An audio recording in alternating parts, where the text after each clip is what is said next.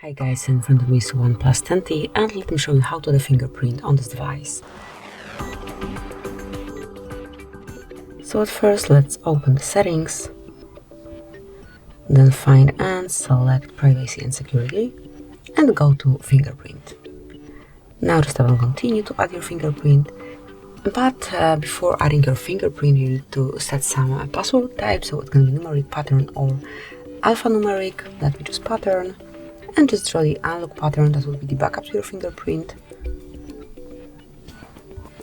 And now just place your fingerprint on the sensor. So just grab your phone as you usually hold it and then place your fingerprint on the sensor. So lift your finger up, then place it on the sensor till a fingerprint is fully added.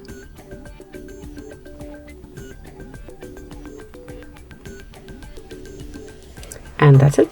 Now click on done. And from now on, you will be able to unlock your device with this fingerprint only. So this is it, that will be all. Thank you for watching. Please subscribe our channel and leave a thumbs up.